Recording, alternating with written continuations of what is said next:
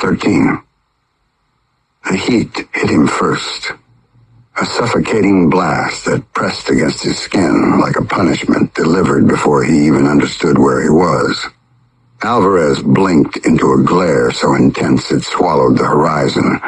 The sky stretched in a pale, merciless sheet, with no clouds, no shadows, nothing to soften the weight of a sun that felt too close to the ground. When the details sharpened, he realized he sat on a faded metal spring motorcycle, the kind bolted into playgrounds decades ago. Chipped paint flaking beneath his small hands, his fingers clung to the handlebars out of reflex, and the moment he looked down, the breath caught in his chest. He wasn't grown. He wasn't the man who had survived fires, knives, guns, and loss. He was a kid again, round-cheeked, soft around the middle, barefoot, swallowed in a shirt too tight across his stomach.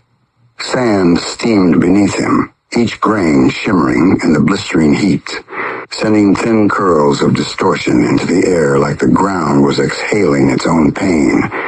He lifted one foot instinctively, the heat licking the sole before he could brace against it. He latched onto the metal frame harder, squeezed his eyes shut, and wished for it to break. He wished for the scene to dissolve, for the sky to dim, for the world to snap back into something he recognized. When he opened them again, everything had reddened. The sun above him bled into a deeper shade, shifting from gold to a heavy, bruised crimson that washed across the playground in a violent flood of color. The metal slide shimmered like molten iron. The swing chains glowed in long streaks, and the sand simmered as if the entire park had been dropped into an oven. Alvarez felt the spring seats sway under him, a tiny motion, a useless comfort in a landscape that felt alive with malice. Then the bodies appeared. His childhood friends, faces he hadn't seen in 3 decades, hung from the monkey bars in rigid stillness. Arms dangling, heads slumped. Eyes stared through dull, empty sockets. Their small shoes touched nothing. Their torsos swayed in the heated breeze like grotesque ornaments abandoned to the sun. Alvarez didn't scream. He couldn't. His jaw trembled too hard. His breath slipped through his teeth in a thin, ragged hiss as the spring seat wobbled beneath his weight. His feet stayed planted on the little metal pedals even as his heels burned. He tried to pull his gaze away from the hanging bodies, but the sight caught him like a hook, buried deep in the soft parts of his mind. His throat tightened. His chubby hands gripped the handlebars until his fingers whitened. Then he noticed the movement on the far edge of the playground.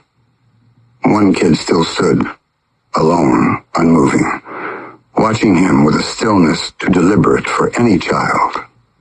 Francis. The bully who had haunted Alvarez's short school years with fists, slurs, and laughter edged with cruelty. Only now, Francis's eyes glowed like heated steel, red circles burning with the same sick light pouring from the sun overhead. A slow smile crept across the boy's face as he stepped forward, grains of sand kicking up in clouds around his feet. Alvarez's breath broke. "Leave me alone!" he shouted, but the voice came out thin and fragile, the high-pitched desperation of a child who understood exactly how powerless he was. Please don't."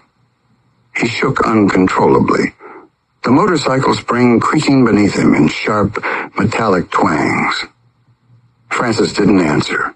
He reached him in a handful of steps, grabbed the front of Alvarez's shirt, and yanked him off the seat with a strength that didn't belong in a child's body. Alvarez's bare feet hit the sand, and agony exploded up his legs. The ground cooked his skin instantly, blistering upon contact. He howled, collapsing onto his knees, but Francis dragged him upright with a jerk that rattled his bones. Each step towards the towering silver slide tore another layer off the ruined flesh beneath him. He tried to lift his feet, tried hopping to avoid the burning surface, but the sand clung to him in molten clumps. By the time they reached the ladder, the skin on his soles had peeled away entirely, leaving smoldering bone exposed, white and shining under the red light of the blood sun. His hands shook as they latched around the ladder rungs. Heat radiated up through the metal, searing the pads of his fingers. He climbed anyway because Francis pushed him forward with a cold impatience that allowed no hesitation. Higher and higher he went, a slide stretching above him like a stairway made for executions, not children. The sun seared the top rail, the metal sending shimmering waves downward, distorting the air with its brightness. His breath tore from his lungs in short, agonized pulls as he climbed. When he finally risked glancing down, the ground had dropped away beneath him. The playground shrank into a distant smear, the dead figures dangling from the monkey bars now no larger than toys abandoned in the dirt. He wasn't 20 feet off the ground. He wasn't 50. He was hundreds, no thousands of feet in the air, the slide rising into a sky that seemed eager to swallow him whole. He reached the top only because there was nowhere else to go. His bones trembled beneath his skin. His fingers twitched violently as he pulled himself onto the blistered metal platform. Francis appeared behind him, no longer sweating, no longer struggling with the climb. He looked untouched by the heat, by the distance, by gravity itself. He leaned close, his breath thick with sulfur, eyes burning. "Burn, fatty." Then he shoved him.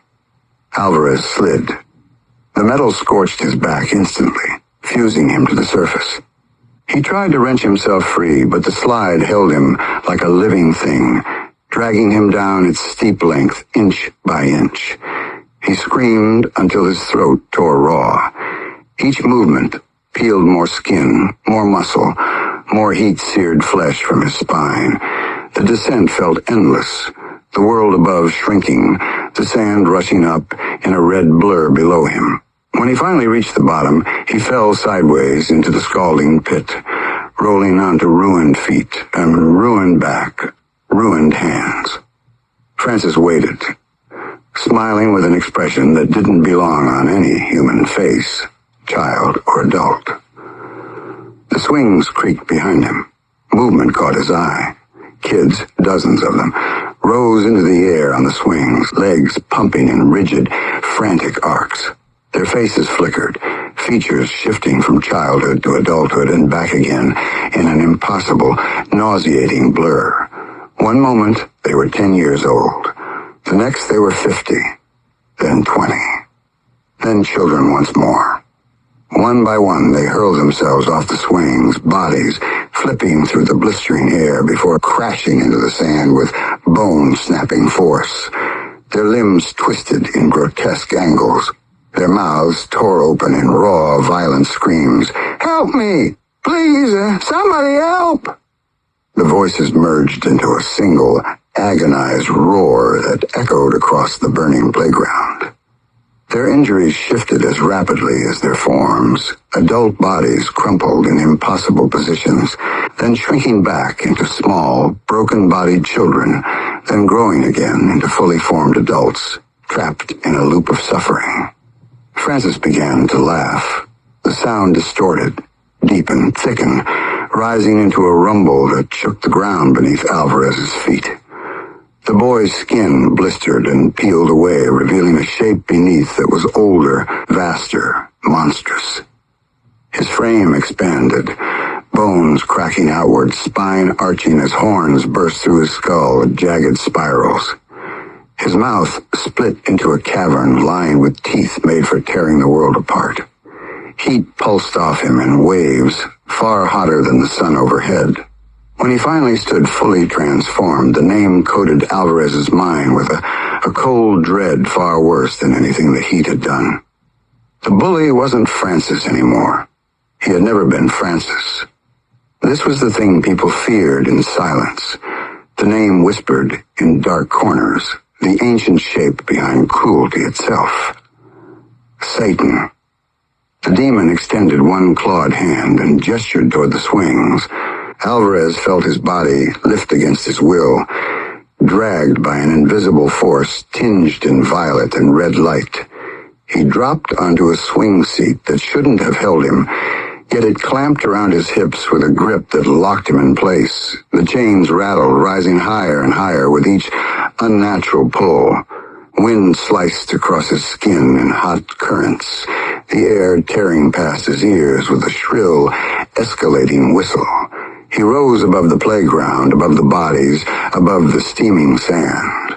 His breath punched out of him in violent, helpless bursts. The force behind him shifted and shoved. He flew. Weight vanished beneath him. Air rushed around him in a blazing torrent. The ground surged upward at terrifying speed. As he fell, the sand pit warped into a bed of spikes, black iron stakes, jutting upward like hungry fangs, the tips gleaming under the blood sun's vicious glow. He twisted midair, voice breaking into a raw, primal scream that ripped from his chest as the spikes expanded beneath him, rising like a living forest, eager to impale whatever dropped into its reach. The last thing he saw before the impact was Satan leaning over the pit, smiling with bottomless delight. "This is only the beginning of your suffering, Alvarez." He hit the spikes with a force that made his entire body jolt upward again, as if the world itself rejected him for a second, before gravity reclaimed him and slammed him fully onto the iron forest waiting below. Metal broke through flesh, through muscle, through bone, carving into him in sickening thrusts that forced the air out of his lungs in one violent burst. His scream cut the moment open. One spike speared through his thigh, punching upward until it cracked against his pelvis. Another drove straight through the soft part under his ribs, rising into the cavity behind his sternum, pinning him like a captured insect. A shorter spike tore through his forearm and held the arm extended at a warped angle, muscles trembling in instinctive refusal. One carved a path along his spine, splitting through nerves that fired in frantic electric bursts. Warm blood poured down the black metal and hissed where it hit the heated sand below, each droplet evaporating in a sharp sizzle. He tried lifting his head, but another spike had torn through the back of his shoulder, nailing him in place so tightly that the slightest movement ripped a fresh line of agony through him. His voice came out in broken gasps, words shredded into raw fragments that barely resembled language. Pain dominated everything. It didn't pulse or throb or build. It reigned. It occupied every corner of his mind, drowning out thought, memory, and dignity. Tears burned his cheeks instantly under the sun's red light. His breath rattled like it scraped against the shattered pieces of his own insides as he forced the words out between shaking teeth. "Please, please, stop, please, God, please." His hands twitched helplessly, fingers clawing at the empty air as if the simple act of grasping could somehow pull him free. Satan watched from the edge of the pit, towering above the spikes, claws resting casually at his sides as if he were observing a show crafted for his personal amusement. "I killed God. He's no use to you, child." The demon's glowing eyes softened with mock sympathy, his mouth curving into something that mimicked concern but carried none of its truth. Alvarez sobbed, his entire body quivering on the spears that held him aloft. "I'll do anything," he choked, voice cracking into a childlike wail. "Please, anything. Make it stop. Please." Satan leaned forward slightly, his voice rolling across the pit, like a warm, poisonous whisper. "Anything?" The words stretched, coiled, tightened around Alvarez's mind. The demon stepped closer, the ground burning under each hoofed step he took. From this height, Alvarez could see the full monstrosity of him.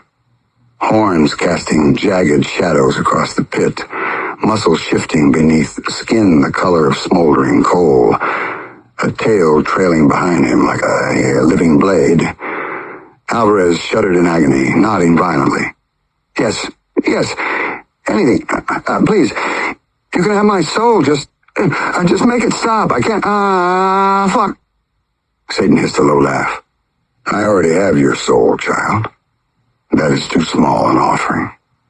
His claws wrapped around one spike near Alvarez's waist, tapping it lightly, making the metal quiver inside the wound. Alvarez shrieked, his entire body jerking. No, Satan continued, almost soothing. If you want release, I have a better task for you. Alvarez's breath fluttered in panicked bursts. I'll do it. I'll do it. Just tell me, please, just get me off this. Satan crouched beside him, lowering his face until the scorching breath washed over Alvarez's ruined skin. Go to the realm above, the demon murmured. Walk among the living. Gather for me as many souls as you can carry in one cycle of the sun. One sunrise, one sunset, one day. Bring me what you can. Bring me many if you wish to stop feeling this small taste of torment. The edges of his mouth curled upward. Would you do that for me, Alvarez? He broke. The pain shattered him completely. His scream tilted into a desperate howl as he thrashed against the impalement, each movement digging metal deeper into his body until his vision warped in dizzy ripples. Yes, he roared. Yes, please, I'll do it. I'll do anything. Just fuck, please. Satan placed a clawed hand on his chest, pushing gently, forcing him still. Calm down. The command cut through the air like a chain snapping taut. Alvarez sobbed, breaths wild, unfocused. Slowly, Satan instructed. He inhaled through flared nostrils. Like this. A long, measured breath flowed from his lungs, deep and heavy as the heat around them. Now you, the demon ordered. Alvarez tried. At first he only managed jagged, shallow pulls of air. His chest shuddered beneath Satan's hand. Good, Satan whispered. Breathing with him again, each exhale laced with the smell of scorched stone. Good, slower. Listen to me. Alvarez followed, gasping less wildly, pulling in air through gritted teeth, shaking uncontrollably but no longer screaming. His body still burned on the spikes. His skin still dripped in crimson trails, but he could breathe. Barely. Now, Satan said, his voice softening into something almost paternal. My child, listen closely. Alvarez nodded weakly, eyes glassy. Satan continued. You will rise to the realm above. You will walk as if you are whole. You will gather souls for me until the sun returns to its height and falls again. That is the bargain you have begged for. Alvarez winced, pain flaring again, and blurted out with sudden desperation, If I'm going to help you, I need my bike back. His voice cracked around the words. If I don't have my bike, I won't do anything. His breathing hitched. I need it. I need it. Satan blinked once, as if surprised by the simplicity of the demand. Then he grinned, revealing rows of serrated teeth. Done. Alvarez gasped, half disbelieving, half delirious. Satan's claws tapped the spike holding Alvarez's leg, making the bone grind against iron. You have one sunrise and one sunset, he said, voice deepening. One day above. When that cycle ends, your time returns to me. You will come back. And know this.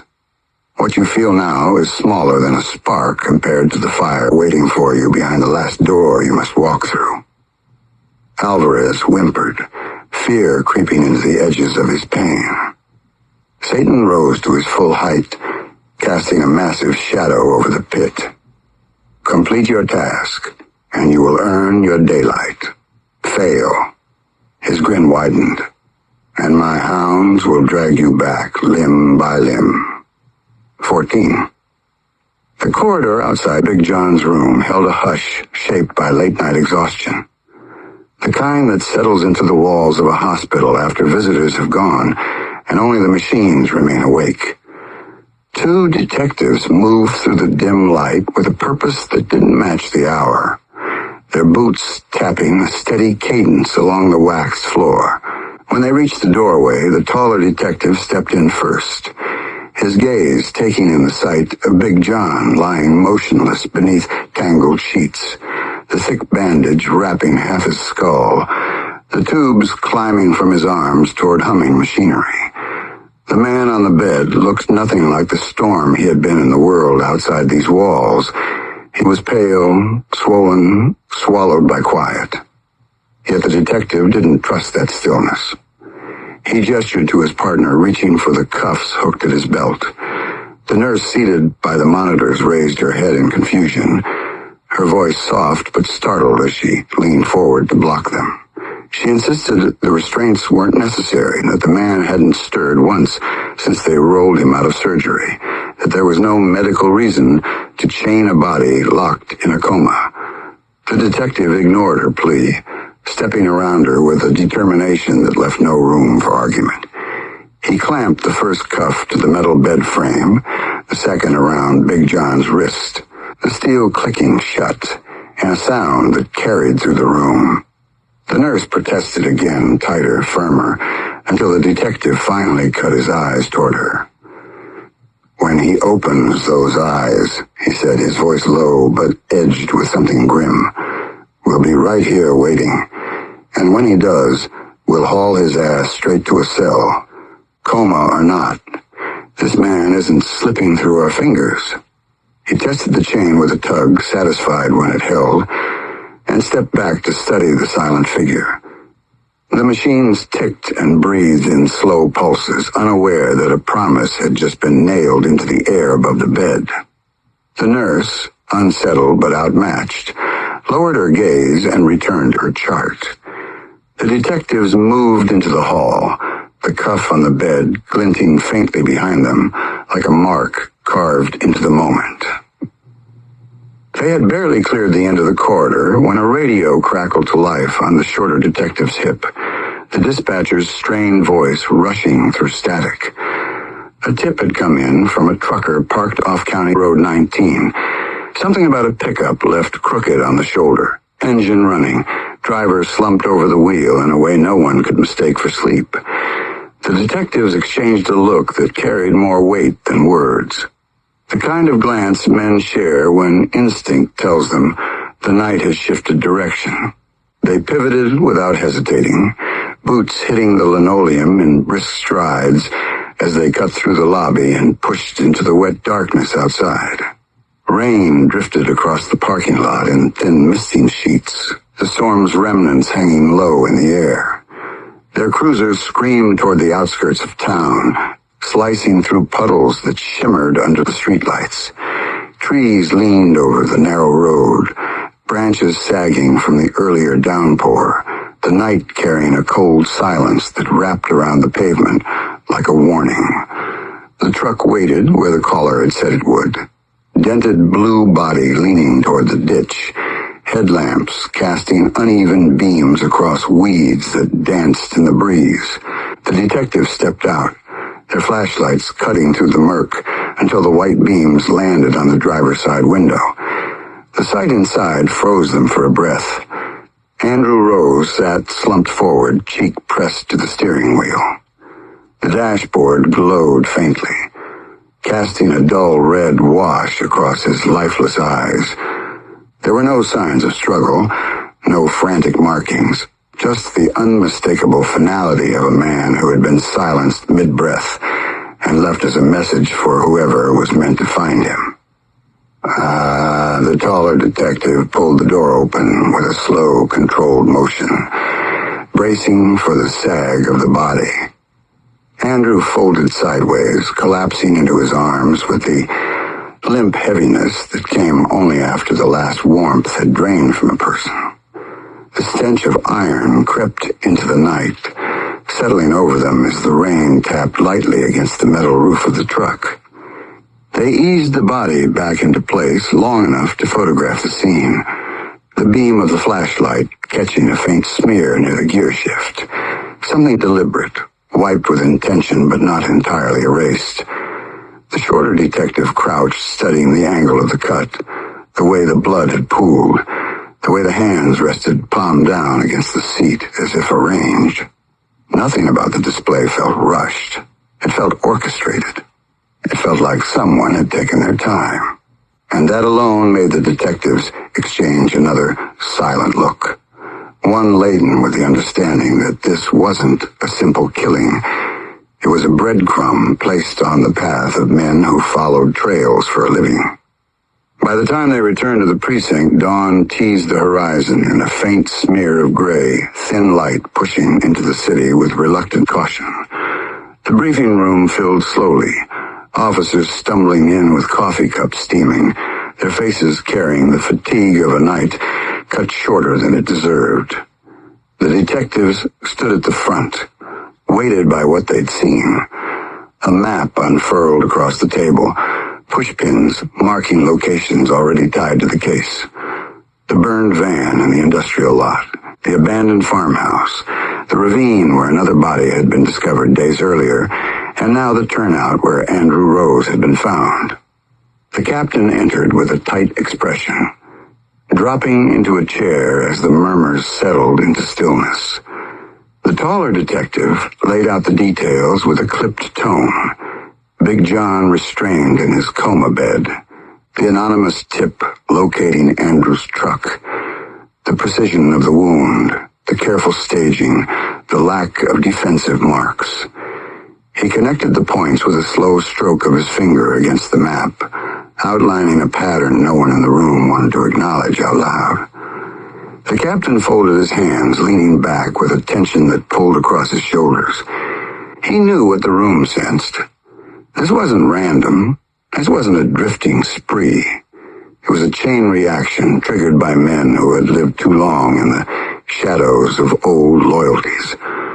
The detectives kept talking, detailing the trajectory of events, the rising body count, the distinct connection threading each scene back toward the burned shape of a gang war that should have died years ago. The room grew quieter with every revelation, each officer absorbing the truth that the violence wasn't slowing, it was accelerating. The ties were being woven. The man tied to the old butcher, tied to the missing woman, tied to Alvarez and the wreck in the ravine, tied to the gang now falling into chaos. The briefing ended with a silence that felt heavier than any conclusion spoken aloud. And when the officers filed out, the detectives remained behind, staring at the map that had begun to look less like evidence and more like a fuse burning towards something none of them were prepared to confront. The precinct settled into a brittle quiet once the briefing dispersed, leaving only the echo of footsteps fading down the corridor, and the low hum of aging fluorescents struggling to keep the room alive. Detective Hollis remained by the evidence board, one palm anchored against the edge of the table as she studied the scattered photographs. Andrew Rose in his truck, the ravine, the burned fragments near the industrial lot. The camera footage recovered from a nearby traffic pole showing a shape moving through rain with the certainty of someone who had done this before. Every piece pointed to a storm building in the dark, the kind that didn't broadcast itself until it was ready to swallow everything in its path. She dragged her thumb along the bridge of her nose, trying to gather enough clarity to step away, but the night had already taken too much from her.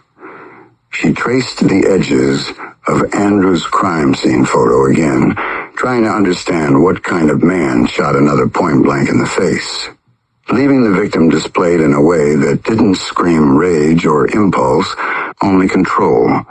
Whoever they were chasing, he wasn't rushing, he was pruning. Her partner stepped back into the room without knocking, closing the door behind him with a heavy click that shut out the rest of the station.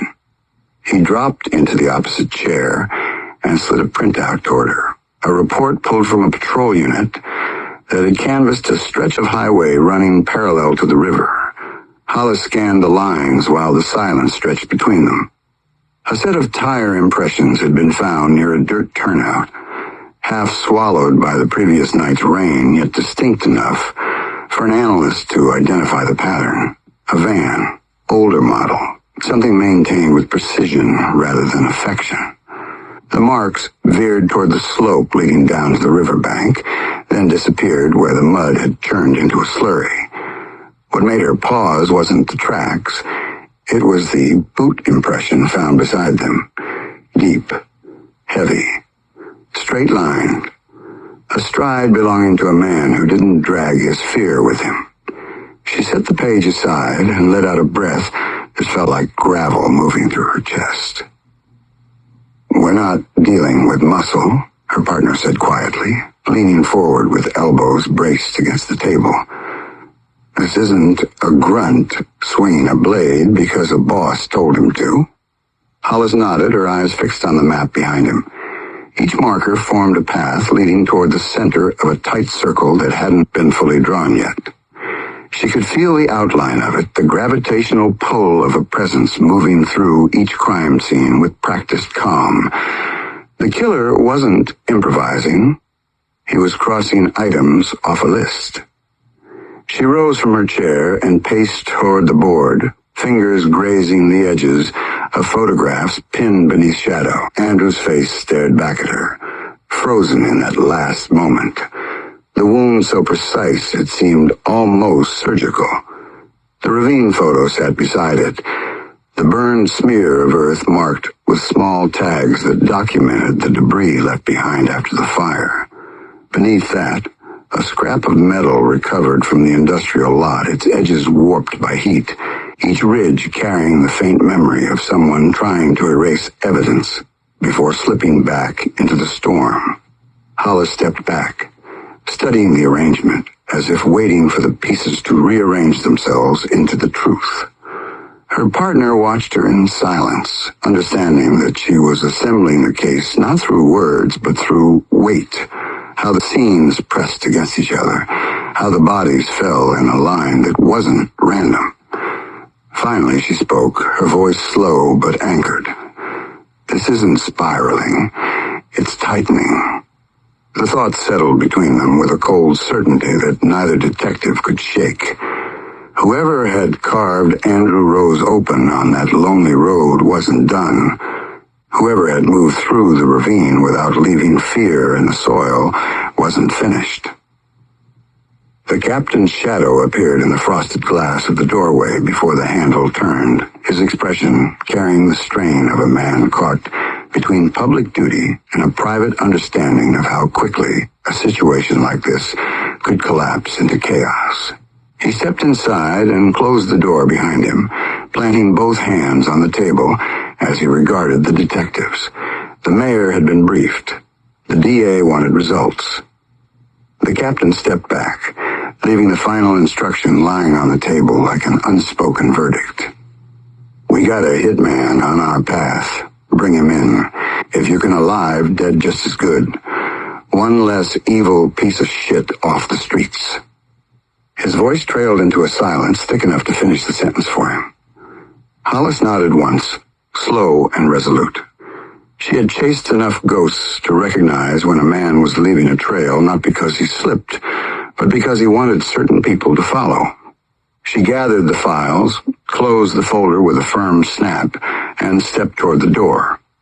Her partner fell into stride beside her, both of them moving with a weight that gathered behind their steps, like storm pressure rising before a break. As they left the briefing room and pushed into the wider precinct, the air shifted with the kind of tension that precedes violence, a quiet electricity crawling along the edges of the hall. Officers moved with the focus of people who sensed a turning point. Radios murmured. Phones rang. The storm outside slapped the windows in quick, sharp bursts. Hollis walked toward her desk, grabbed her coat, and headed for the exit without hesitating. The city waited outside, dark and restless, the streets washed clean by rain, yet carrying the residue of something growing beneath the surface. She knew they were running out of time, and somewhere beyond the reach of the station's lights, a man with steady hands and cold purpose continued moving through the night, crossing another name off his list with every quiet breath he took. The hitman wrote a new name on the list. Hollis